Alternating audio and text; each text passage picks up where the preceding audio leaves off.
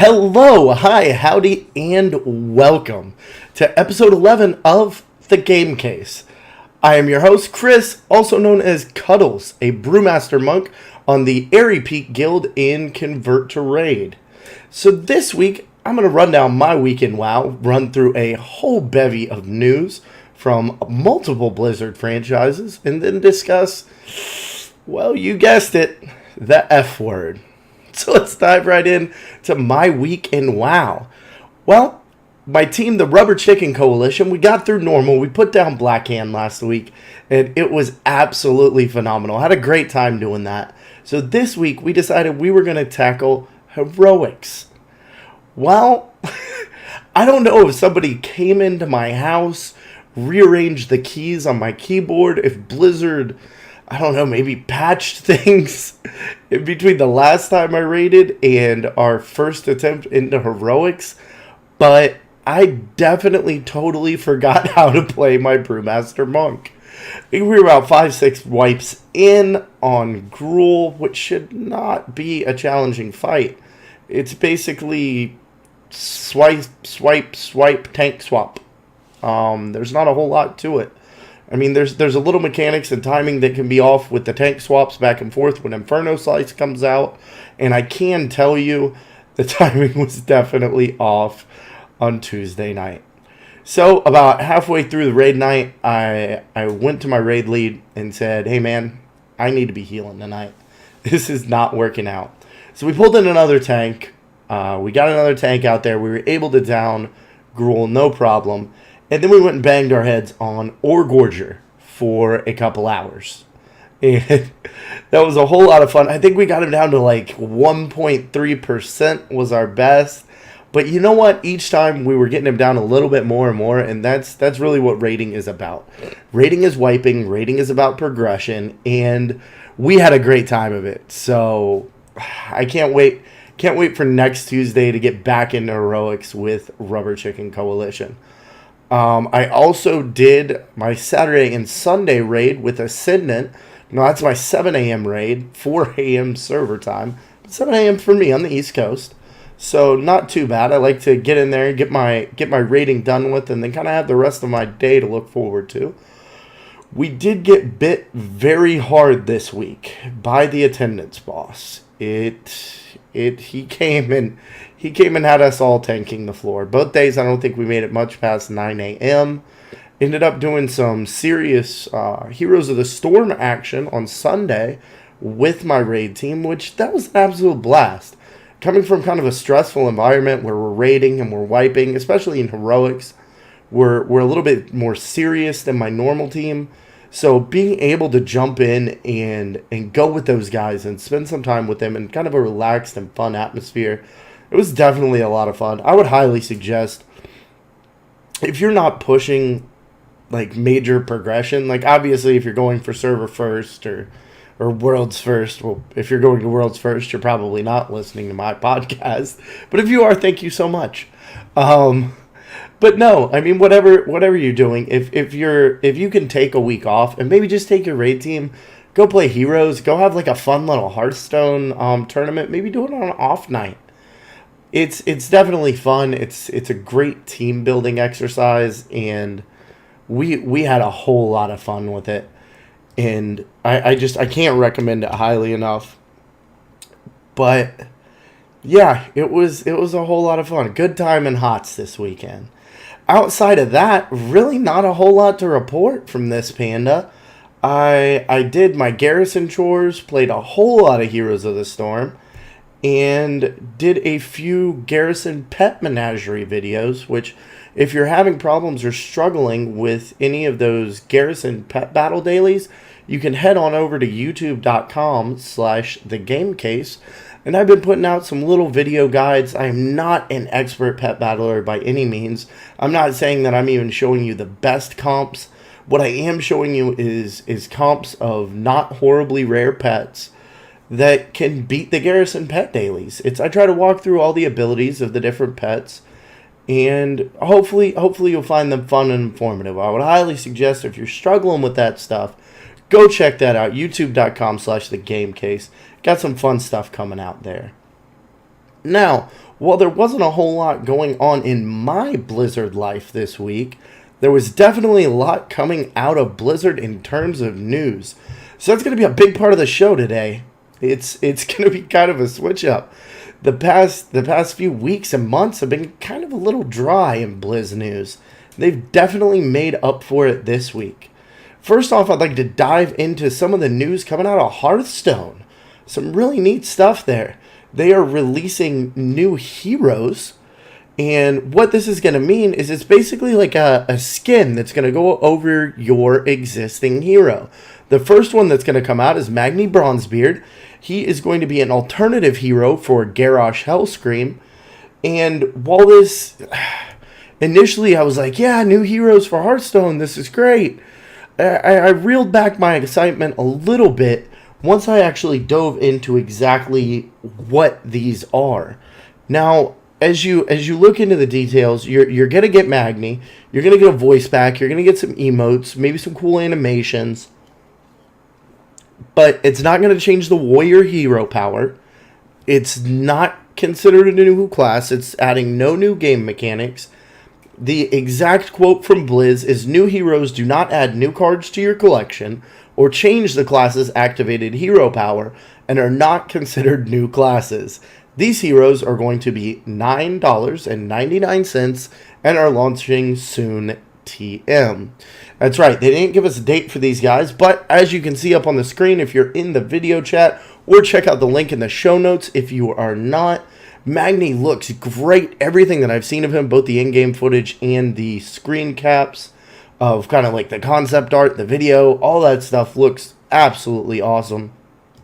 So super excited. I mean, it's $10. I've heard a little bit of grumbling across the community about the price of basically what amounts to a skin. But at the same time, I mean, we're paying $5 and $10 for skins over in Heroes, guys. And no one really seems to be complaining about that. So yeah, it's a cosmetic add-on. Yes, it's going to cost you real American folding dollars or whatever your currency of choice is. But I mean, it's an interesting cosmetic add-on to the game. It should be a lot of fun. I'm looking forward to seeing exactly what they're going to come out with. Now, also in Hearthstone, a little bit more along the lines of exciting news, we're going to see a new gameplay mode called Tavern Brawl. If you've noticed in your Hearthstone menu, there's been a little extra bar down there that doesn't do anything, or room for one. Well, now they've added it. And right under the arena, you're going to see a tab for Tavern Brawl. What this is going to introduce is a head-to-head versus match against another player using exciting and unique rules. What this sounds like is they're going to roll out new and interesting, kind of different, fun play modes each and every week. And you'll either be able to pug up a match, or they'll actually have an option on your friends list where you can go over and click on one of your friends and challenge them to a Tavern Brawl. Exciting thing about this is Tavern Brawl is going to drop mid-June. So basically, that kind of sounds like it's going to be next week. So be looking for that. A lot of exciting stuff coming out of Hearthstone. If you haven't dusted off those cards, go out and check them out. Don't forget you get some stuff for playing Heroes of the Storm. If you've reached level 12, you get a new card back. I just logged into Hearthstone today.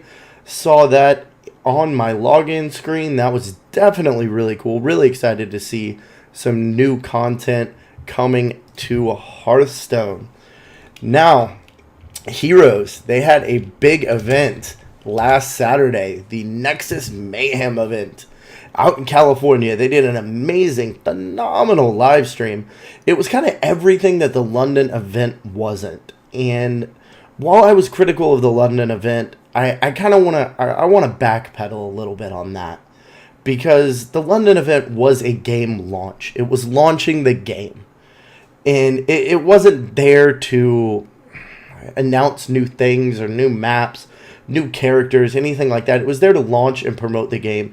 And you know what? That's what it did. And it did that well. So congrats to the guys out in London. But even more so, some of the streams that came out of Cali this last Saturday. I'm at home. My wife is in my office with me. I had my headset on so she didn't have to hear it. And I kept on jumping up and down and screaming at this screaming at the stream, like all the great plays that were going on, all the cool stuff that's happening. Heroes is an absolutely phenomenal game to be able to check out. If you haven't checked it out, go check it out. It is live now. And out of that event, we did get that news that we were kind of hoping that we would see out of London. So first and foremost, out of the Eternal Conflict add-on that will be coming very soon to Heroes of the Storm is the Butcher, a new hero. He's got all sorts of cool abilities. I won't run down all of these. Guys, if you want to know more about what's coming from Eternal Conflict, I'll leave a link in the show notes. I'll throw it over here in the chat for the official Heroes of the Storm YouTube channel. They have a great VOD up from the event. You can skip right to the matches. You can skip right to the announcement of the kind of new Heroes X Pack. Or I would highly suggest, if you don't know them, go over and check out my friends from the Stormcast podcast. You can find them at stormcastshow.spazbotstudios.com. Another Notch and Mick Montgomery do that show. They do a great job. They can tell you a heck of a lot more about Heroes of the Storm than I ever will. But I want to kind of wrap that up and summarize all that to say I'm super pumped. I'm super excited about what's coming to Heroes. There's also this great new map called Battlefield of Eternity. It's this heaven and hell, like Diablo dichotomy thing going on. Looks absolutely amazing. Once again, go check out that YouTube. Check out Stormcast. Go listen to some of the Heroes experts tell you exactly what's going on with Heroes of the Storm. I won't dive totally into it because, quite frankly, I don't know enough to. So, getting into something that I do know a little bit about, and that's Warcraft news. Well, we've all been wondering when 6.2 was going to drop, and we got a big indicator here this week from the forums, and that was in the form of a post from Kyvax, and that was saying to watch out, PvP season is coming to a close soon, TM. So they didn't give us an exact date. We don't know exactly when, but we do know that PvP season will be over sometime soon. So there's all sorts of fun stuff about how they're going to reward their mounts, about honor cap, about all sorts of stuff about that. I won't dive into. I'm not big on PvP. If you are, I will leave a link in the show notes to the post from Kyvax. Or quite frankly, if you're that big into PvP, you've probably already heard about this. But for the rest of us that aren't chilling in Ashran, this means that 6.2 is on its way. All the folks that were kind of guessing and wishful thinking when the 6.2 patch was coming out, everyone else liked to point out that the PvP season wasn't over, and until the PvP season's done, no new patch. Is once they release a new patch and they tweak class abilities and change all sorts of things and new gear comes out, kind of messes with a competitive player versus player experience. So what I'm sure we're going to see is this season wrap up, then we'll see the patch drop. The one thing that I will say, my little guess on this, is probably after June 30th.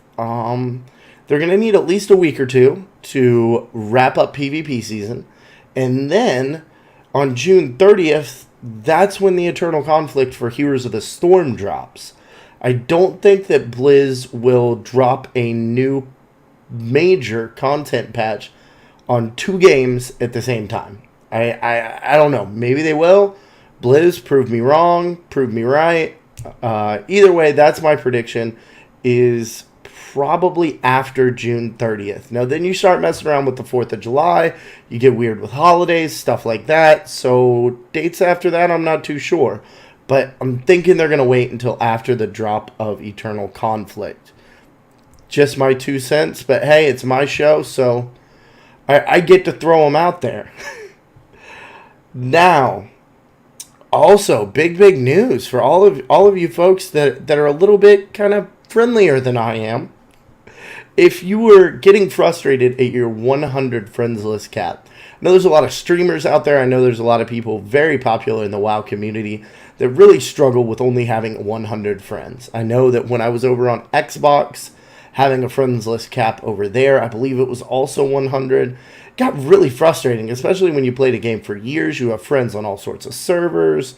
Now with playing Diablo and playing StarCraft and playing Heroes and playing Hearthstone, you have friends in each game, and you're talking about you're talking about like 20 friends in each game.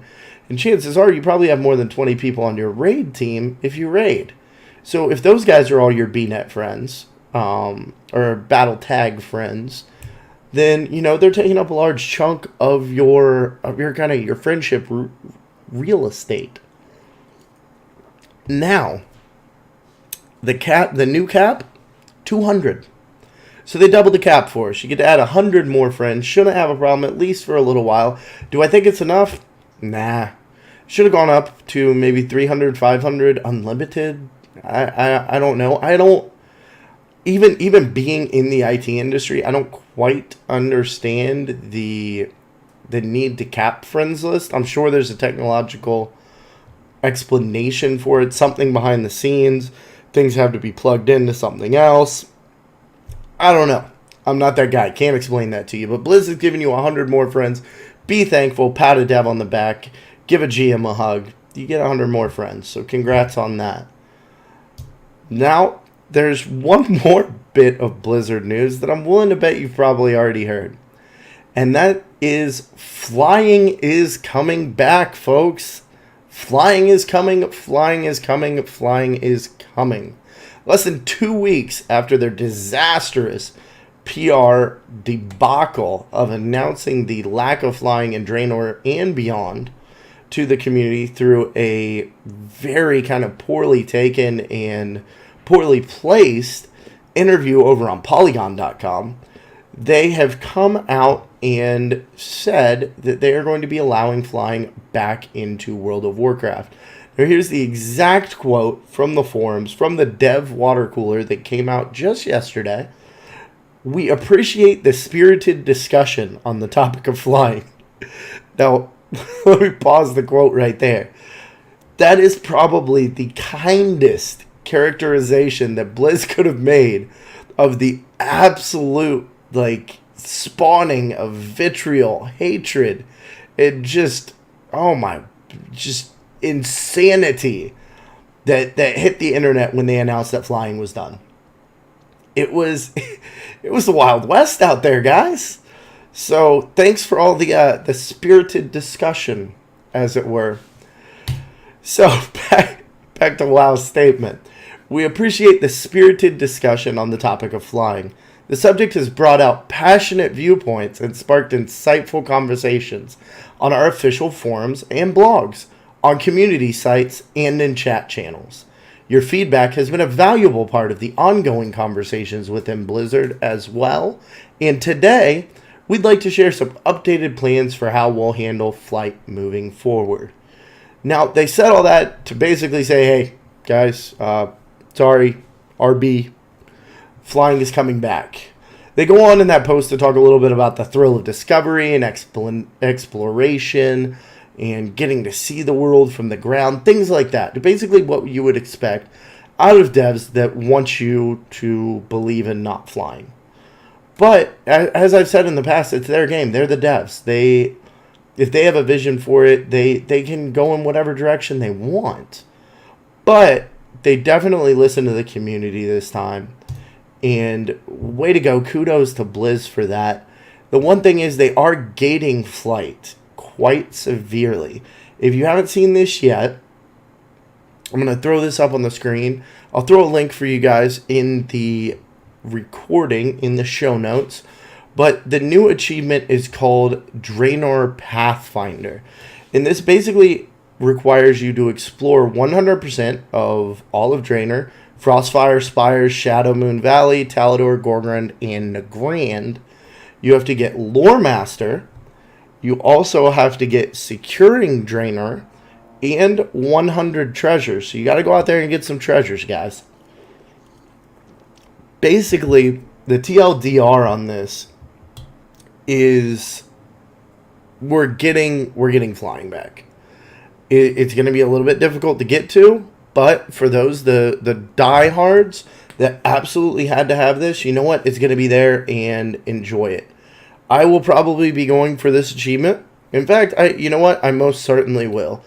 I was not one of the folks that was ready to jump ship over the loss of flying. However, it would be nice to fly around. It really and truly would. So, flying is back. The world didn't come to an end. We still will have plenty to complain about in 6.2 and beyond. I am really and truly of the belief that Blizzard could give us a magical hat that allowed us to one-shot bosses, dropped all the loot that we needed, gave us unlimited amount of gold, any pet that we wanted, any mount that we wanted, and the community would be in an uproar because it was the wrong color. Now, flying wasn't that. Flying was not the community being scurrilous. It was not gamers simply complaining because they were gamers. It was gamers stepping up and talking to devs about a serious issue and a serious part of a game that they love and enjoy playing. Now, there was a lot of talk around all this about, well, Blizzard isn't listening. Blizzard doesn't care anymore. Blizzard's up in their ivory tower, and I saw that term bandied about quite frequently. They're in their ivory tower, locked away, and they don't listen anymore. Well, guys, they said that they were. And while we didn't believe them, I'll throw myself in that lump of coal as well. They were listening. They really, truly were. They're giving us flying back. And, you know, Blizzard's been there for 10 years. They've made a game that a lot of you have been playing for 10 years. They've made a game that has turned tens of millions of subscribers over the years. They make over $1 billion a year at this MMO. I've said this before, and I'm gonna say it one more time, guys. Blizz knows what they're doing. Believe in them. They made a design choice, and then they listened to the community. So once again, kudos, pat on the back to Blizzard for stepping up and kind of being big about this, for listening to the community and coming up with a real solution. They didn't knee-jerk this one. They came out with a thoughtful and very kind of thought out and fleshed out solution to flying in Draenor. So, way to go. I, for one, will be going after my wings. The very cool part about this, if you go to wowhead.com/flying, it'll actually show you, that's that graph. Let me throw this up here on the screen one more again for the folks in the chat. But this is what you can see on Wowhead. I'll throw a link in the show notes for the audio version. But basically what it does is it runs down Draenor Pathfinder and how far you are through each and every achievement. So, I have 2 of the Lore Masters. I have explored Gorgron and Nagrand. I still need to get Talador, Shadowmoon, Spires, and I really need to go poke around Frostfire. I will tell you, as an alliance, it's a little bit difficult to poke around Frostfire. There's a couple hordes hanging out there. Even on a PvE server, you get too close to those horde camps, we all know what happens. Bad things. So this isn't going to be super easy to get, but it will give you flying back. An important thing to note here is this is not going to be coming in patch 6.2. They've said that it will be coming soon, TM, once again. So we're not quite sure when, but I think it would be safe to say it's probably going to be a couple months into 6.2. Because they're going to want people to kind of get some of this stuff done, maybe wrap up some of the raiding, and then they'll give us flying back.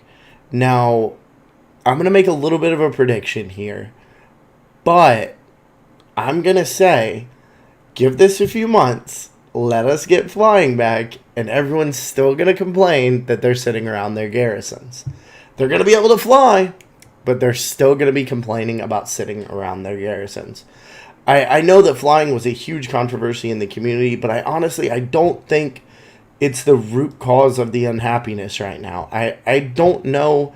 I am not a gaming development genius to be able to put my finger on exactly what the cause of kind of the general malaise of a lot of the community, or at least a lot of the vocal community, is right now. But it's out there, and bringing flying back isn't going to be the thing that's going to be the magic bullet that makes us all love WoW again. At least to the extent that everyone seems to say that they did. Now, me personally, I still love WoW. So for those of y'all out there that are kind of feeling that malaise, try to put your finger on it. Try to put your finger on it. Try to bring it into words if you can, and express that to the community. Give Blizz some ideas, because guys, they just proved it. They are listening. So I don't really have a whole lot. That was super news heavy. I definitely want to thank everyone for coming out. Thanks for listening in the chat room. Thanks for being a part of the show. Lifelink, Tim the Trooper, everybody else that showed up. Thank you so very, very much for coming out. If you would like to come and be a part of a live recording of the Game Case show, be a part of our virtual live real audience, you can find us at 10 p.m. Eastern Time on twitch.tv/thegamecase. And after that, you can find us on iTunes and Stitcher, or always on thegamecase.com. I would, before I totally wrap this up, guys, I got a couple shout-outs this week, and one's something that I'd really like to bring to the attention of the community. So real quick, shout-outs to my raid team, Rubber Chicken Coalition. Shout-out to Ascendant, my heroic raid team, although I guess we're both heroic teams now. So I am doing a lot of heroic raiding these days. Huge shout-out as well to Ro Wow, host of the Realm Maintenance podcast. I had an absolute wonderful time interviewing with him this past week. I will be on the June 16th episode of Realm Maintenance. That's the next episode of Realm Maintenance. Should be coming out on this upcoming Tuesday. And I'm really looking forward to that. The one last thing that I really wanted to bring up here is something that was brought to my attention today. This is not necessarily WoW related. This doesn't have anything to do with news. And you can tune me out. You can gloss over this if you want. Please stick around to listen to, where you can find me and like my things and all that fun stuff. But Stephen Toulouse, he is the former Xbox Live head of enforcement. He was the wielder of the mythic banhammer. Anyone that has been a console gamer, specifically an Xbox gamer, over the past, 10 years, you've probably heard of Steptoe. And Steptoe, he had these wonderful readings from the Book of Enforcement that he would do at live shows and on podcasts. And it was just, he was an absolute character in the gaming community, not to mention a huge part of the Xbox team. And he has since left them. He's gone on to bigger and greater things. But on Monday, he went into an unexplained and unforeseen, complete and total coma. As you can imagine, his family had to scramble, fly all over the country. And he was in a coma for a couple of days. They didn't know why. They think they found a reason. But the result of that is he's looking at some fairly major medical and life bills. And guys, I know that when the gaming community comes together, amazing and magical things can happen. And when one of us falls down, all of us are there to pick them up. And there is a link on youcaring.com that some of his friends have set up to help him and his family. They're not asking for a whole lot of money, but if you've ever had an extended hospital stay, it's not just the medical bills. It's it's getting the family there. It's their meals. It gets ridiculous coming from someone that myself. I spent 8 days in the hospital about a year and a half ago. That was not a cheap thing. I was very lucky that my family all lived close by. It was not a huge burden. My parents are retired. My wife was able to get some time off work. But something like this can be absolutely devastating to a family.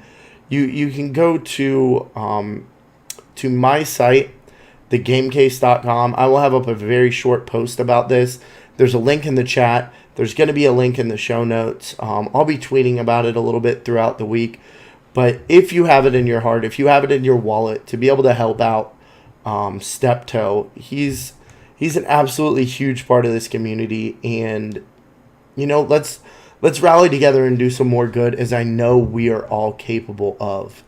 So that's going to do it for episode 11. Thank you so much for listening.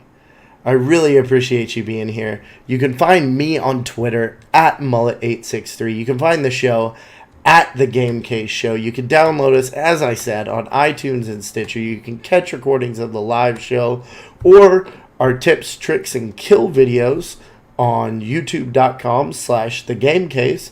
Or you can find all the things on the official site of The Game Case Show, thegamecase.com. Game Case out.